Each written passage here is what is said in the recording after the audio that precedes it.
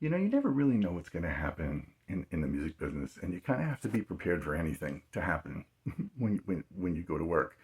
Um, and sometimes it's in the least likely of places, or what seems to be the least likely of places. When I first started in the society club date business, once I got back from the road in say 1999, maybe this was late that year, I had a bar mitzvah. It was the first I'd ever played, and no, it wasn't in a band playing the chicken dance and other sundry hits for the younger set plus hits of the day.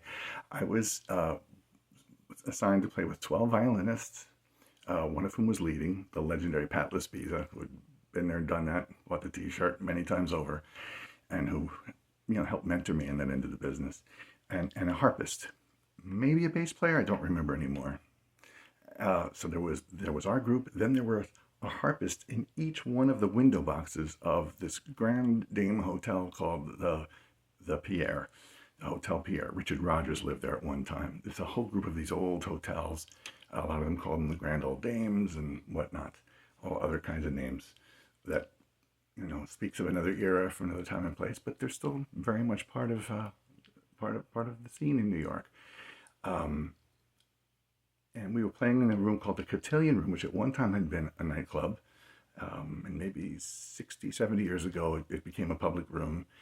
It had been a public room, sorry, a nightclub, and it was turned into just an event space, or they weren't using that term back then, but you know what I mean. It wasn't meant for a place to go out at night anymore. And anyway, this bar mitzvah was in this place, and there must have been 1,000 guests, and I just never saw anything like this. And at least not up until that time. And there were, as I said, there were harpists, and then I saw a woman making creations out of paper plates that she would color and cut into all sorts of shapes shapes, and in all different sizes. She made hats. She made all kinds of little sculptures.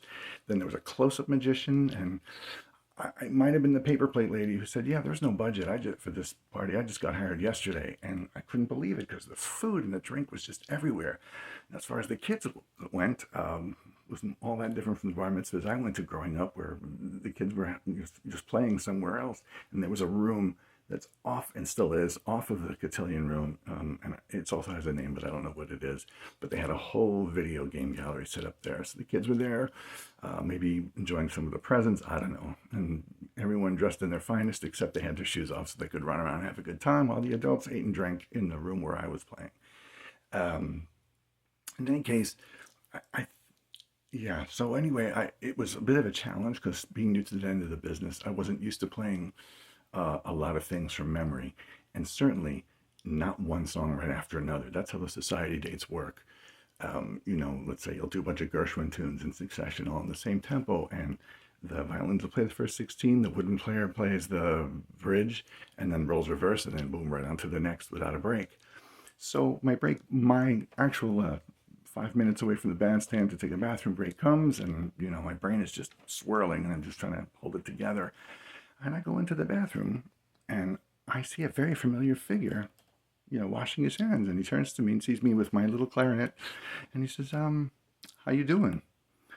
Yeah, it was Barry White. He didn't just say, "How you doing?" In this all marble bathroom, it was, "How you doing, doing," and I'm thinking that, yeah, that's Barry White. I know that voice. And what do I say? I say, "Oh, hi," and I wanted to make sure that's who I was talking to, and I said, "Are you? I mean, you're not on. This is a. I mean, are you?" And he just said, "It's a job, son. A gig's a gig. Don't forget that. It's a gig." Huh? Pretty cool, huh? And so I said, "Yeah." And I'm thinking to myself, "But what's Barry White doing for a 13-year-old? At a 13-year-old's function, what do they know about Barry White?" And I asked him. I said, you're. I mean, they're in your, and I mean, those are they? And God bless him, he knew what I was trying to say. And he said, "I'm here for the mamas and daddies." And I said, "Okay." And finally, I managed to spit out a sentence, and I said, "So what's this kid gonna do when he gets married?" And he laughed. I made Barry White laugh, and he said, "You know, I hope I see you there, maybe 10 years or so." And he laughed again, shook my hand, asked me my name, and I told him, and I said, "Well, okay, well, have a good performance." And he said, "You too," as we walked out. And he went his way, I went mine, and I was just trying to figure out what had just happened. And of course, I found out later. I think the parent, one of the parents, I guess the dad, was part of an entertainment agency, so this was as much a professional thing for him as it was for his child. Um, but isn't that beautiful? As Felix Underwood said to Oscar, if you know about this sort of thing, the bigger they are, the bigger they are. Barry White was very happy to be there, and I was certainly very happy to meet him, and I was very happy uh, that I was there and getting all this experience.